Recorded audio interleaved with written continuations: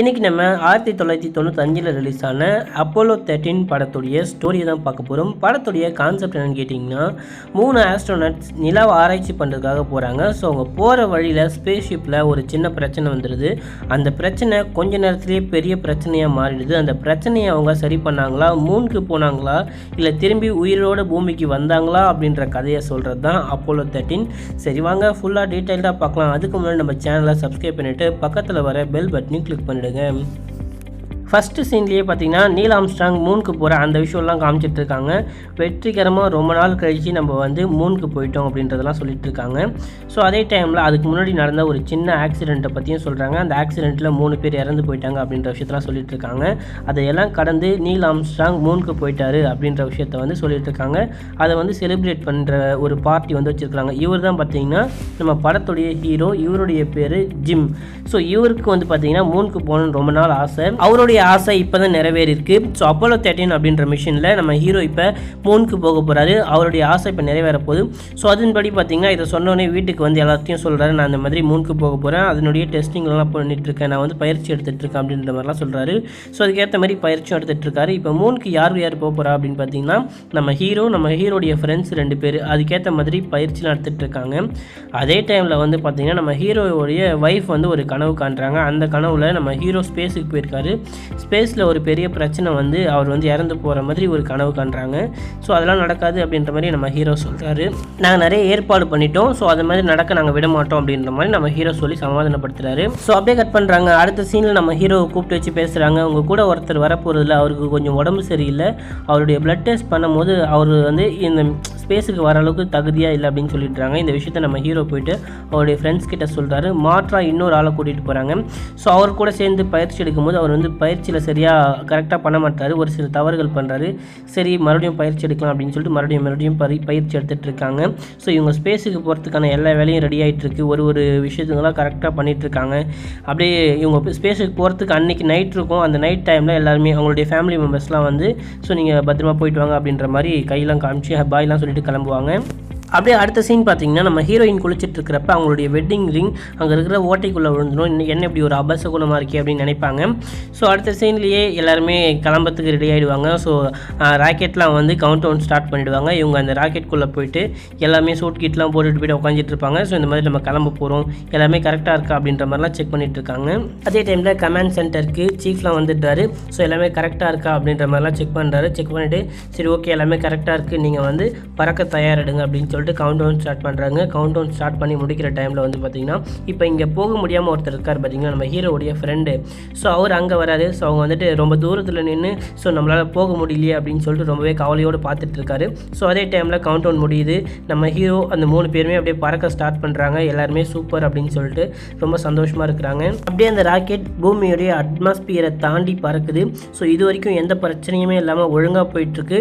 கீழே கமெண்ட் சென்டரில் எல்லாமே செக் பண்ணிட்டு இருக்காங்க. எல்லாமே ஓகேவாக இருக்கா, எல்லாமே கரெக்டாக இருக்கா பார்த்துக்கோங்க அப்படின்னு சொல்கிறாங்க. ஸோ எல்லாமே கரெக்டாக தான் போயிட்டுருக்கு அப்படின்னு சொல்கிறாங்க. ஸோ அட்மாஸ்பியரை தாண்டி போகிறாங்க. ஃபஸ்ட்டு பார்ட்டிஷனை கழட்டி விட்டுட்டு அடுத்த பார்ட்டிஷனில் முன்னேறி போயிட்டே இருக்கிறாங்க. ஸோ அப்போ தான் அவங்களுக்கு ஒரு பிரச்சனை வருது. 5 இன்ஜினில் ஒரு இன்ஜின் மட்டும் ஒர்க் பண்ணல அப்படின்னு காமிக்குது. ஸோ கீழே கேட்குறாங்க என்ன பண்ணலான்னு சொல்லிட்டு. ஒன்றும் பிரச்சனை இல்லை, நீங்கள் போயிட்டுருங்க, 4 இன்ஜினே நமக்கு போதுமானது, இன்னொரு இன்ஜின் செயல் இருந்துருச்சுன்னா தான் நம்மளால் எதுவுமே பண்ண முடியாது அப்படின்னு சொல்கிறாங்க. சரி ஓகே அப்படின்னு சொல்லிட்டு இவங்களும் முன்னேறி போயிட்டே இருக்காங்க. ஸோ அப்படியே கீழே காமிக்கிறாங்க. கீழே வந்து எல்லாரையுமே இன்டர்வியூ எடுக்க ஆரம்பிக்கிறாங்க. ஸோ மேலே போயிருக்காங்க பார்த்தீங்களா, அவங்களுடைய வைஃப்ஸ் எல்லாரையுமே இன்டர்வியூ எடுக்கிறாங்க. ஸோ எங்களுக்கு ரொம்ப பெருமையாக இருக்குது அப்படின்ற மாதிரிலாம் சொல்லி காமிச்சிட்டு இருக்காங்க. ஸோ கட் பண்ணுறாங்க. ஸ்பேஸ்ஷிப்பில் வந்து நம்ம ஹீரோ வந்து கண்ட்ரோல்ஸ் ஃபுல்லாத்தையுமே ஜாக் கிட்ட கொடுக்குறாங்க. ஜாக் யாருன்னு பார்த்தீங்கன்னா நம்ம ஹீரோடைய ஃப்ரெண்டுக்கு பதிலாக ஒருத்தர் வந்திருக்காரு பார்த்தீங்களா, அவர் தான் ஜாக்கு. ஸோ இப்போ ஸ்பேஸ்ஷிப் ஃபுல் கண்ட்ரோலையுமே அவர் தான் இயக்கிட்டு இருக்கிறாரு. ஸோ அங்கே கட் பண்ணால் நம்ம ஹீரோ வந்து ஸ்பேஸில் இருந்து லைவாக வந்து கீழே எல்லாத்தையுமே டெலிகாஸ்ட் பண்ணிட்டு இருக்காங்க. இந்த மாதிரி நாங்கள் இங்கே போயிட்டுருக்கோம் அங்கே போயிட்டுருக்கோம் அப்படின்னு சொல்லிட்டு. ஆனால் இந்த எந்த விஷயமே வந்து பார்த்தீங்கன்னா கீழே எந்த டிவி சேனல்ஸ்லையுமே வரல. ஸோ ஒரே ஒரு அந்த இதுவில் மட்டும்தான் போயிட்டு பார்க்க முடியும். இந்த ஸ்பேஸ் ஷிப்போடைய கண்ட்ரோல் ரூம் இருக்குது பார்த்தீங்களா, அங்கே மட்டும்தான் வந்து இது எல்லாமே டெலிகாஸ்ட் ஆகுது. எந்த டிவி சேனல்ஸுமே இதை வந்து டெலிகாஸ்ட் பண்ணவே இல்லை. ஸோ அதே டைமில் இது கரெக்டாக இருக்கா, ஆக்சிஜன் டேங்க்லாம் கரெக்டாக இருக்கா செக் பண்ணுங்க அப்படின்னு சொல்லிட்டு ஜாக் கிட்ட சொல்கிறாங்க. ஜாக் வந்து அதை பட்டன் அழுத்தின அடுத்த செகண்டே மாஸ்டர் அலாம் அடிக்க ஆரம்பிக்குது. ஸ்பேஸ் ஷிப்பில் ஏதோ பிரச்சனை, என்ன பிரச்சனைன்னு பாருங்க அப்படின்னு சொல்லிட்டு கீழே கண்ட்ரோல் ரூம்லேருந்து மேலே இருக்க எல்லாருக்குமே சொல்கிறாங்க. ஸோ மேலே என்னென்னு செக் பண்ணுறாங்க. செக் பண்ணுறதுக்குள்ளே அங்கேருந்து ஒரு பார்ட்டிஷன் அப்படியே கழண்டு அங்கேருந்து தனியாக போகுது. ஸோ இதை வந்து நம்ம ஹீரோ கீழே கண்ட்ரோல் ரூமுக்கு சொல்கிறாரு, ஏதோ ஒரு பார்ட்டிஷன் இங்கேருந்து கழண்டு தனியாக போயிடுச்சு, இதுக்கு மேலே என்ன பண்ணுறதுன்னு தெரியல அப்படின்னு சொல்லிட்டு சொல்கிறாங்க. சரி ஓகே, ஆக்சிஜன் லெவல் எவ்வளோ இருக்குன்னு பார்த்து பாருங்கன்னு சொல்கிறப்ப 3 ஆக்சிஜன் டேங்க்கில் 2 ஆக்சிஜன் டேங்க் ஃபுல்லாகவே காலி ஆகிடுச்சு. என்ன ஆச்சுன்னே தெரியல, ஃபுல்லாக லீக் அவுட் ஆகிட்டே இருக்குது. கடைசியாக இருக்கிற அந்த ஆக்சிஜன் டேங்க்குமே ரொம்பவே கம்மியாக தான் இருக்குது. 200 PSIலேருந்து அப்படியே கம்மியாகிட்டே வருது, நிற்க மாட்டேங்குது அப்படின்னு சொல்கிறாங்க. இதே டைமில் நம்ம ஹீரோவுடைய ஃப்ரெண்டு வந்து பூமியில் இருக்கார் பார்த்தீங்களா, அவரை காமிக்கிறாங்க. ஸோ அவர் வந்து சரக்குலாம் அடிச்சுட்டு அந்த டிவியில் வந்து இவங்க மேலே போன விஷயத்தை பற்றி புகழ்ந்து பேசிகிட்டு இருக்கிறாங்க. ஸோ அந்த விஷயத்தை வந்து பார்த்துட்டு டிவி ஆஃப் பண்ணிட்டு அவர் போய் படுத்துட்டாரு. ஸோ அடுத்த நியூஸே வந்து பார்த்திங்கன்னா, ஸோ இந்த மாதிரி ஸ்பேஸ்ஷிப்பில் பிரச்சனை வந்துருச்சு அப்படின்னு சொல்லிட்டு அடுத்த நியூஸில் சொல்கிறாங்க. இந்த நியூஸை வந்து ஹீரோவுடைய ஒய்ஃப் பார்க்குறாங்க. பார்த்துட்டு கமாண்ட் சென்டருக்கு கால் பண்ணி என்னுடைய ஹஸ்பண்டுக்கு என்ன ஆச்சு, உயிரோடு திரும்பி வருவாரா, அவருக்கு என்ன பிரச்சனை அப்படின்லாம் கேட்டு தெரிஞ்சிட்டு இருக்கிறாங்க. ஆனால் அதே டைமில் அந்த ஸ்பேஸ்ஷிப் வந்து பார்த்திங்கன்னா தாறுமாறாக போயிட்டுருக்கு, சுத்தமாக அவங்களுடைய கண்ட்ரோல்லையே இல்லை. ஸோ கீழே இருக்கிறவங்க எல்லாருமே பிளான் பண்ணிட்டு இருக்காங்க, என்ன பண்ணலாம், ஸோ எது பண்ணலாம் அப்படின்னு சொல்லிட்டு கீழே இருக்கிறவங்க எல்லாம் பிளான் பண்ணி ஒரு விஷயமா மேலே சொல்லிட்டு இருக்காங்க. ஸோ கமாண்ட் சென்டரில் நம்ம சீஃப் இருக்கார் பார்த்தீங்களா, அவர் வந்து ஒரு கால்குலேஷன் பண்ணுறாரு. இப்போ அவங்களால கண்டிப்பாக நிலாவுக்கு போகவே முடியாது, பூமிக்கு அவங்கள எப்படி உயிரோடு கொண்டு வர முடியும் அப்படின்னு தான் யோசிக்கணும். இப்போ இருக்கிற ஒரே ஒரு இன்ஜின் மட்டும் தான் ஒர்க் பண்ணுதா, அந்த ஒரே ஒரு இன்ஜினை மட்டும் நம்ம எப்படி செயல்படுத்த முடியும்னு பார்க்கணும். ஸோ அந்த இன்ஜினை கட்டமைச்ச எல்லாருமே வர சொல்லுங்கள், அது மட்டும் இல்லாமல் அந்த பேட்டரி சிஸ்டமை பற்றி தெரிஞ்சவங்க எல்லாருமே வர சொல்லுங்கள் அப்படின்ற மாதிரிலாம் பேசுகிறாங்க.